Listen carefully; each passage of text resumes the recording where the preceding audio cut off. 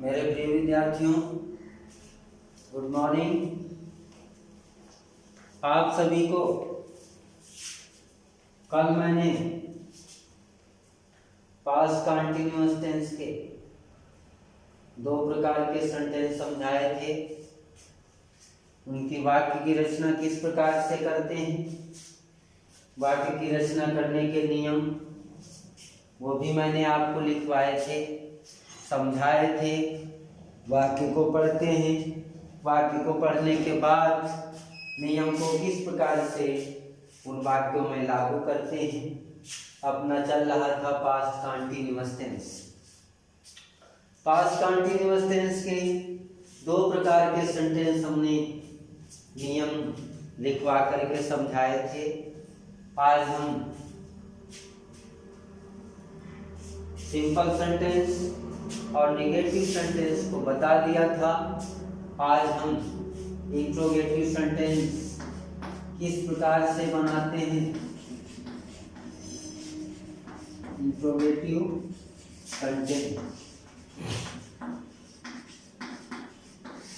किस प्रकार से प्रश्नवाचक वाक्यों की रचना करते हैं, आज हम नियम के अनुसार आपको बताएंगे। इसमें भी प्रश्नवाचक वाक्य दो प्रकार के होते हैं। पहला, जब प्रश्नवाचक शब्द वाक्य के शुरू में हो, प्रेजेंट पास्ट कंटिन्यूअस टेंस की हेल्पिंग वर्ब का प्रयोग वाक्य के शुरू में करते हैं। सब्जेक्ट के अनुसार इसकी हेल्पिंग वर्ब जो होती है वाज या वर। सब्जेक्ट के अनुसार सब्जेक्ट सिंगुलर है तो आप वाज का प्रयोग कर लेंगे, सब्जेक्ट एक वचन है तो आप वाज का प्रयोग करेंगे, सब्जेक्ट बहुवचन है तो आप वर का प्रयोग करेंगे। उसके बाद आपको सब्जेक्ट लिखना, जो वाक्य में सब्जेक्ट दिया उसको लिख लो, उसकी अंग्रेजी लिख लो। उसके बाद वर्ब में आईएनजी। उसके बाद आपको ऑब्जेक्ट लिखना, लास्ट में आपको प्रश्नवाचक चिन्ह लगाना। उसके बाद दूसरा सेंटेंस होता है इसी में, जब प्रश्नवाचक शब्द वाक्य के बीच में हो तो सबसे पहले जो वाक्य के बीच में प्रश्नवाचक शब्द दिया उसकी अंग्रेजी आप सबसे पहले लिखेंगे, WH वर्ड की अंग्रेजी।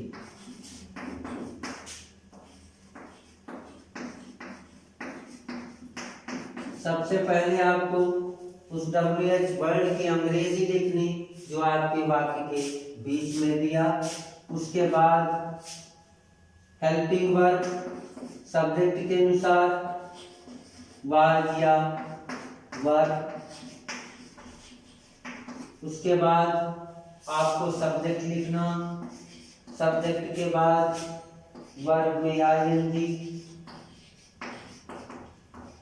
वर्ब में आईएनजी। उसके बाद आपको ऑब्जेक्ट लिखना, लास्ट में प्रश्नवाचक चिन्ह। ये बच्चों आपका इंट्रोगेटिव सेंटेंस हो गया। प्रश्नवाचक वाक्य, प्रश्नवाचक वाक्य दो प्रकार के बताए मैंने। पहला, जब प्रश्नवाचक शब्द वाक्य के शुरू में हो तब आप इस नियम को लागू करके उस प्रश्नवाचक वाक्य की रचना कर देंगे। दूसरा नियम, जब प्रश्नवाचक शब्द वाक्य के बीच में हो तब आप इस नियम को लागू करेंगे। सबसे पहले WH वर्ड की अंग्रेजी लिखेंगे, उसके बाद हेल्पिंग वर्ब वाज या वर का प्रयोग। उसके बाद वाक्य में जो सब्जेक्ट दिया वो सब्जेक्ट को लिखेंगे। उसके बाद वर्ब में आईएनजी और उसके बाद आपको ऑब्जेक्ट लिखना। इस प्रकार से दोनों प्रकार के सेंटेंसों का की रचना आपकी हो जाएगी। इस प्रकार से आप हिंदी से अंग्रेजी में ट्रांसलेट करके लिख देंगे। ये आपके वाक्यों की रचना हो गई। उसके बाद आपका इसी क्रम में इंट्रोगेटिव प्लस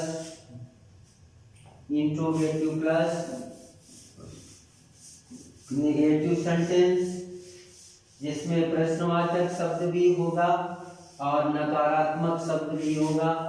उसकी रचना आप किस प्रकार से करेंगे? Plus negative sentence, negative sentence. जिसमें प्रश्नवाचक शब्द भी होगा और नकारात्मक शब्द भी होगा। इसमें भी दो प्रकार के सेंटेंस होते हैं। पहला, जब प्रश्नवाचक शब्द वाक्य के शुरू में हो तो सबसे पहले आपको उस टेंस की हेल्पिंग वर्ब वाज या वर का प्रयोग आपको शुरू में करना। उसके बाद आपको सब्जेक्ट लिखना। सब्जेक्ट के बाद वर्ब में आईएनजी, वर्ब में आईएनजी, उसके बाद आपको ऑब्जेक्ट लिखना, लास्ट में प्रश्नवाचक चिन्ह लगाना। उसके बाद दूसरा, जब प्रश्नवाचक शब्द वाक्य के बीच में हो तब आप इस नियम को लागू करके वाक्य की रचना करेंगे। तो सबसे पहले जब प्रश्नवाचक शब्द वाक्य के बीच में दिया हो तब आप उस वाक्य में दिए गए प्रश्नवाचक शब्द की अंग्रेजी सबसे पहले लिखेंगे। WH वर्ड की अंग्रेजी, उसके बाद हेल्पिंग वर्ब वाज आर वर का प्रयोग, उसके बाद सब्जेक्ट, सब्जेक्ट के बाद वर्ब में आईएनजी, वर्ब में आईएनजी, उसके बाद आपको ऑब्जेक्ट लिखना, लास्ट में प्रश्नवाचक चिन्ह लगाना। इस प्रकार से आपके दोनों प्रकार के वाक्यों की रचना हो जाएगी। इन नियमों को वाक्य में लागू कर लेना और आप वाक्य की रचना कर लेना। इस प्रकार से हमारा पास्ट कंटीन्यूअस टेंस के चारों प्रकार के सेंटेंस मैंने आपको नियम बता करके समझा दिए हैं। मेरा विश्वास है कि आप इन नियमों के आधार पे वाक्य की रचना सही तरीके से कर लेंगे। ये अपना पास्ट कंटीन्यूअस टेंस पूरा हुआ। यहाँ तक मैंने आपको पढ़ाए थे टेंस, उसके बाद मैंने आपको रिवाइज करवा दिया कि आपको अच्छी तरह से ये टेंस क्लियर हो जाएं, जिससे आगे आने वाले समय में आपको किसी प्रकार की परेशानी ना हो, न वाक्य रचना करने में, ना आपको कंपोजिशन राइटिंग करने में, क्योंकि कंपोजिशन में इस टेंसों इन टेंसों का बहुत महत्व होता है, क्योंकि उसमें वर्तमान, भूतकाल और फ्यूचर तीनों प्रकार के सेंटेंसों को लिखा जाता है, तीनों प्रकार के वाक्य बनाए जाते हैं।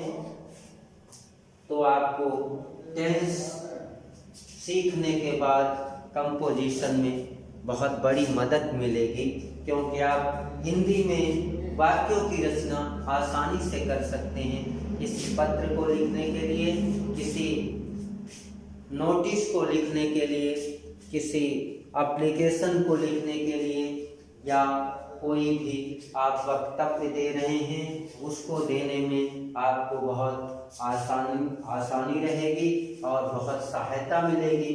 इसलिए मैंने आपको इन टेंसों को पढ़ाया और इनको रिवाइज करवा दिया।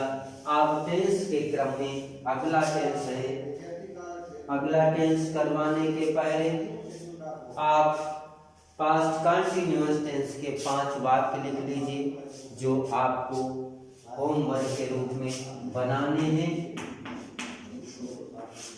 होमवर्क में करने हैं। पहला वाक्य है रामा कहानी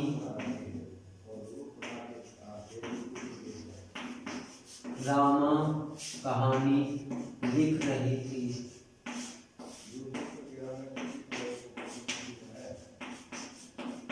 रामा कहानी लिख रही थी। दूसरा, तुम पेड़ पर नहीं चढ़ रहे थे, नहीं चढ़ रहे थे। वाक्य के अंत में रहा था, रही थी, रहे थे, इन हिंदी वाक्यों के अंत में आता है, उनमें प्रेजेंट कंटीन्यूअस टेंस होता है। क्या प्रधानाध्यापक कक्षा में नंबर 1, नंबर 2, नंबर 3, क्या प्रधानाध्यापक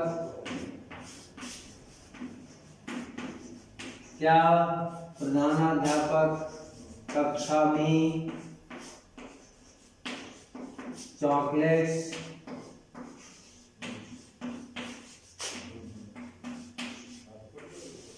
बांट रहे थे?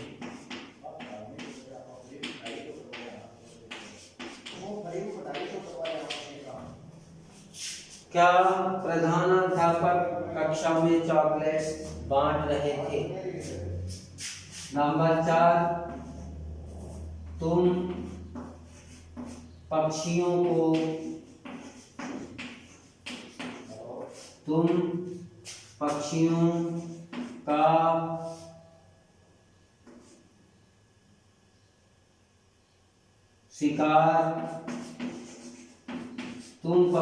का शिकार क्यों कर रहे थे?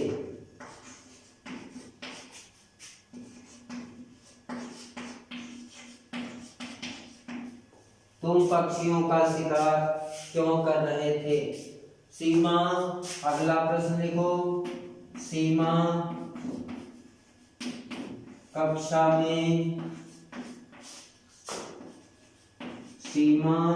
कक्षा में क्यों नहीं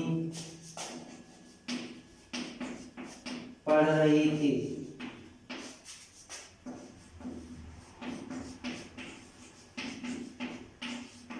ये 5 वाक्य आपको दिए।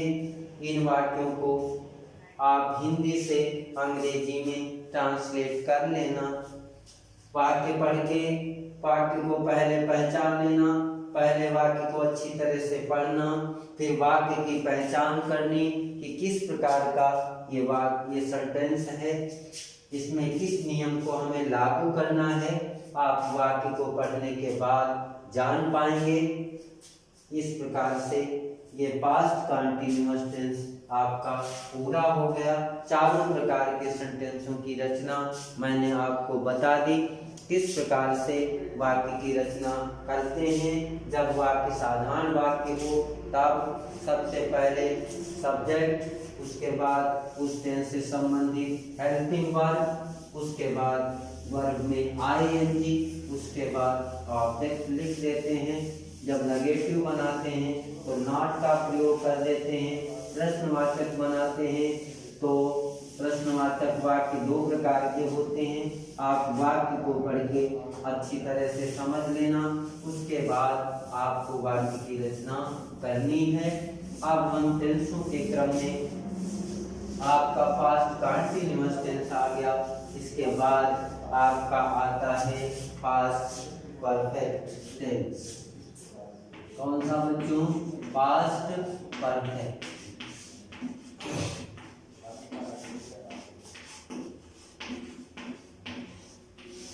पास्ट परफेक्ट टेंस, बीते हुए समय में पूर्ण किया हुआ कार्य, पूर्ण हुआ कार्य उसको हम पास्ट परफेक्ट कहते हैं। परफेक्ट का मतलब पूर्णता होता है, पूर्ण होना होता है। जो काम बीते हुए समय में पूर्ण हो गया उसे हम पास्ट परफेक्ट कहते हैं। इसमें इस टेंस की हिंदी में पहचान होती है।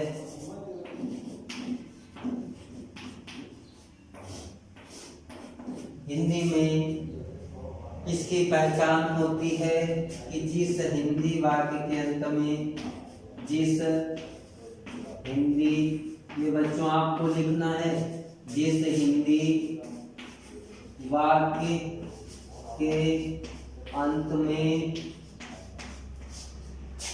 जिस हिंदी वाक्य के अंत में चुका था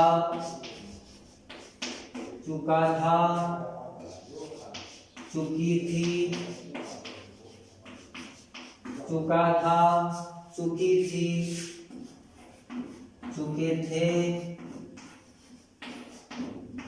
गया था,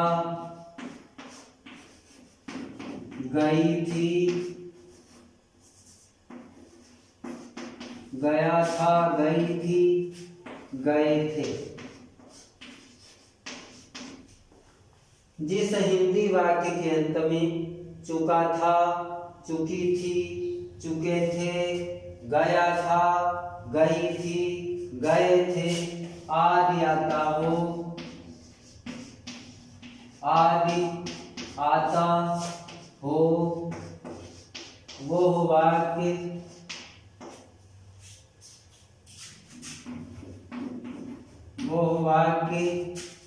पास्ट परफेक्ट टेंस का होता है। पास्ट परफेक्ट टेंस का होता है। ये बच्चों आपको पास्ट परफेक्ट टेंस की पहचान लिखवाई। जिस हिंदी वाक्य के अंत में चुका था, चुकी थी, चुके थे, गया था, गई थी, गए थे आदि आता हो, वो वाक्य पास्ट परफेक्ट टेंस का होता है। प्यारे बच्चों, इस टेंस को हम ट्विन टेंस भी कहते हैं, क्योंकि इसमें दो सेंटेंस एक साथ एक ही वाक्य में होते हैं। उन दो सेंटेंसों को अलग अलग टेंसों के अनुसार बनाते हैं। तो सबसे पहले हमको साधारण वाक्य की रचना करनी है। साधारण वाक्य की रचना करने के लिए जैसे अन्य टेंसों में सबसे पहले सब्जेक्ट आता, उसके बाद इसमें हेल्पिंग वर्ब होती है हैड। पास्ट परफेक्ट टेंस की हेल्पिंग वर्ब एक ही होती है, जो होती है हैड। सब्जेक्ट चाहे सिंगुलर हो, सब्जेक्ट चाहे प्लूरल हो, आपको हैड का ही प्रयोग करना है। ये आसान होता है। बाकी टेंसों में पास्ट इंडेफिनिट को छोड़कर, पास्ट परफेक्ट को छोड़कर, पास्ट परफेक्ट कंटीन्यूअस टेंस को छोड़कर सभी टेंसों में दो हेल्पिंग वर्ब होती हैं। आपकी इसमें केवल एक ही हेल्पिंग वर्ब होती है, वो होती है हैड। इसका सिंपल सेंटेंस किस प्रकार से बनाते हैं? सिंपल सेंटेंस किस प्रकार से बनाते हैं, इसका रूल देखना बच्चों। सबसे पहले आपको वाक्य में अन्य टेंसों की, अन्य सेंटेंसों की भांति सबसे पहले सिंपल सेंटेंस में सब्जेक्ट लिखना। सब्जेक्ट के बाद इसकी हेल्पिंग वर्ब होती है हैड, हैड का प्रयोग करना। उसके बाद ये टेंस परफेक्ट इसमें जुड़ा है, इसलिए वर्ब की थर्ड फॉर्म आएगी, वर्ब की थर्ड फॉर्म। उसके बाद आपको ऑब्जेक्ट लिखना, लास्ट में फुल स्टॉप लगाना। ये आपका नियम हो गया। साधारण वाक्य आप किस प्रकार से बनाएंगे? सबसे पहले आपको सब्जेक्ट लिखना, सब्जेक्ट के बाद हेल्पिंग वर्ब हैड, उसके बाद वर्ब की थर्ड फॉर्म आएगी, उसके बाद आपको ऑब्जेक्ट लिखना। जैसे देखना बच्चों, मैं बगीचे में फूल तोड़ चुका था। मैं बगीचे में फूल तोड़ चुका था। ये आपका साधारण वाक्य है। इस साधारण वाक्य की रचना इस नियम के आधार पे आप कर लोगे। सब्जेक्ट क्या है वाक्य में? मैं। तो सबसे पहले आपको क्या लिखना? मैं की अंग्रेजी लिखनी। उसके बाद नियम में क्या दिया बच्चों? हैड दिया, हेल्पिंग वर्ब इसमें एक ही होती है इसलिए हैड का प्रयोग कर लिया। उसके बाद वर्ब की थर्ड फॉर्म लिखनी, वर्ब क्या है बच्चों, तोड़ना, तोड़ना की अंग्रेजी प्लग होती है, इसकी थर्ड फॉर्म आपको लिखनी, तो क्या हो जाएगा प्लग। ऑब्जेक्ट क्या दिया, फूल, फ्लावर्स, कहाँ, in the garden, in the garden. ये आपका साधारण वाक्य बच्चों बन गया। इस नियम के आधार पर वाक्य की रचना हो जाएगी। उसके बाद इसमें ये तो आपका सिंपल सेंटेंस हो गया। उसके बाद आता है नेगेटिव सेंटेंस। बच्चों वाक्य की रचना सभी टेंसों में लगभग एक ही जैसी होती है, लेकिन केवल हेल्पिंग वर्ब चेंज होती है। इसका नेगेटिव सेंटेंस कैसे बनाएंगे, इसके लिए रूल आपको लिखवाएंगे।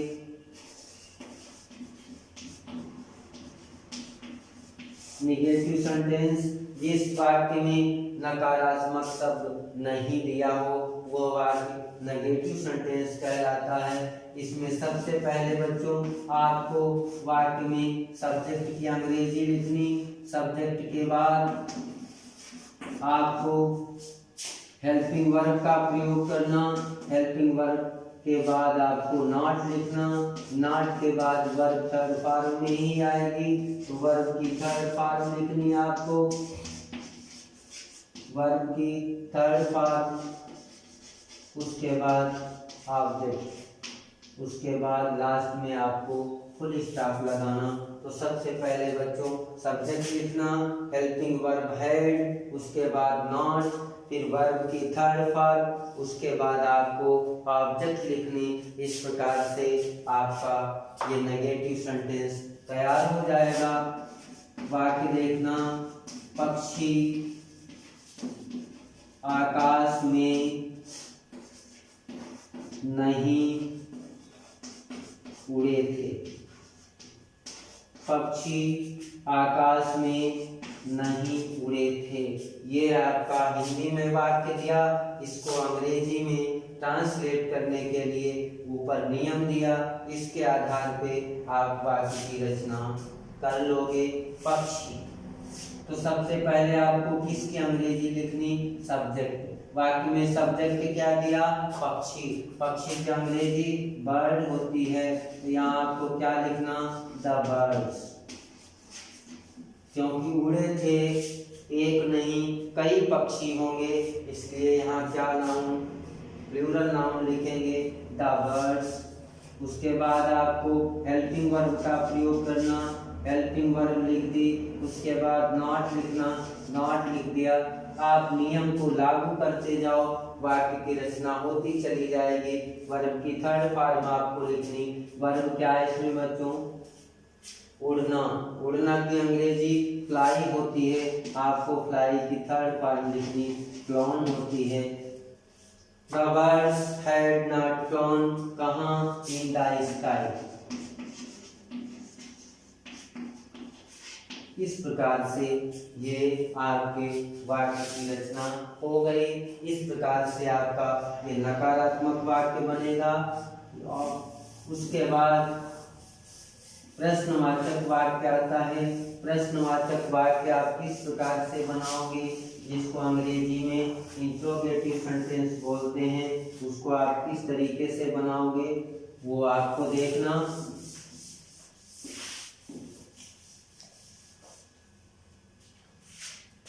इंट्रोगेटिव सेंटेंस,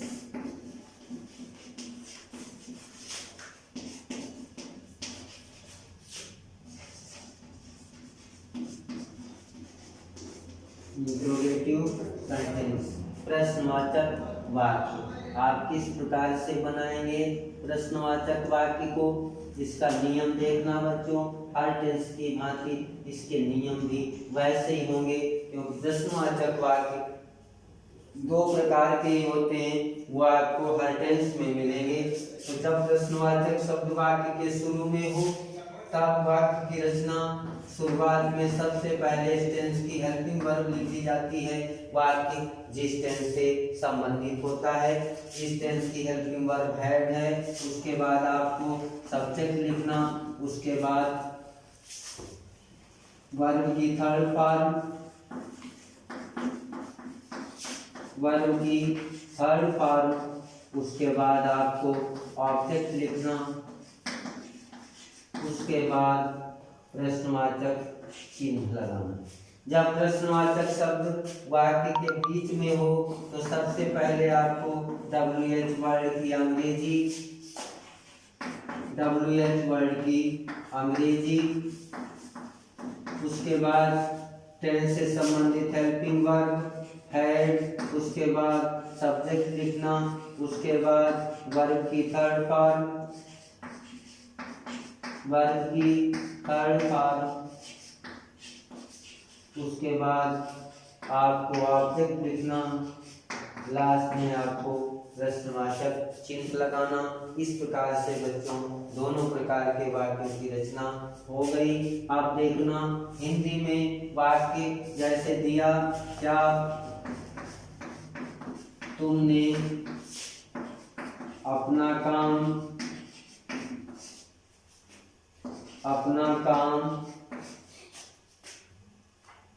कर लिया, क्या तुमने अपना काम कर लिया था, क्वेश्चन मार्क। बच्चों देखो हिंदी के वाक्य में प्रश्नवाचक शब्द शुरू में दिया, इसलिए पहले नियम को लागू करके इस वाक्य की रचना कर लेंगे। तो सबसे पहले क्या दिया, इसलिए पहला नियम इसमें लागू करेंगे। आपको सबसे पहले क्या लिखना, टेंस की हेल्पिंग वर्ब क्या दी बच्चों, हैड। इस वाक्य को हैड से शुरू कर लिया। उसके बाद क्या लिखना, आपको सब्जेक्ट, वाक्य में सब्जेक्ट क्या दिया, तुमने। तुमने की अंग्रेजी क्या होगी बच्चों, यू। उसके बाद वर्ब की थर्ड फॉर्म, वर्ब क्या है, करना। बच्चों करने की अंग्रेजी क्या होती है, डू। डू की आपको क्या लिखनी, थर्ड फॉर्म। डू की थर्ड फॉर्म क्या होती है, डन। Had you done. उसके बाद ऑब्जेक्ट क्या दिया बच्चों, अपना काम। अपने की अंग्रेजी इसमें क्या होगी बच्चों, क्योंकि सब्जेक्ट आपका तुम दिया, इसलिए अपने की अंग्रेजी योर। आगे काम वर्ब, लास्ट में प्रश्नवाचक चिन्ह आपको लगाना। इस प्रकार से इस वाक्य की रचना होगी। उसके बाद इसी क्रम में दूसरा वाक्य है, प्रश्नवाचक शब्द बीच में जब हो उस वाक्य को किस प्रकार से बनाएंगे। देखना बच्चों, जैसे बच्चे आज मैदान में क्यों खेले थे।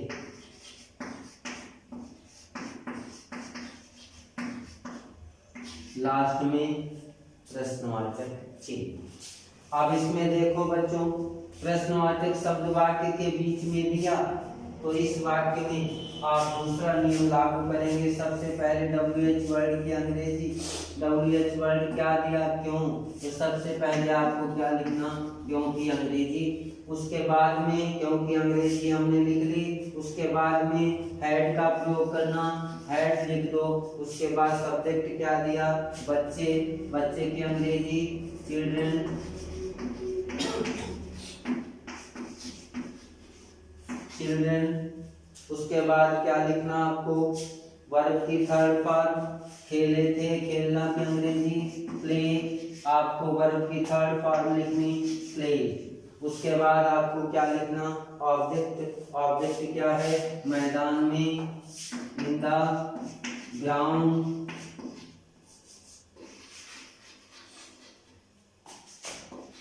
In the ground. उसके बाद एक्स्ट्रा शब्द इसमें और दिया, आज। तो आज कि अंग्रेजी जो हो उसको लिख दो। आज की अंग्रेजी टुडे होती है, उसके बाद में आपको प्रश्नवाचक चिन्ह लगाना। इस प्रकार से बच्चों ये आपका प्रश्नवाचक वाक्य की रचना हो गई।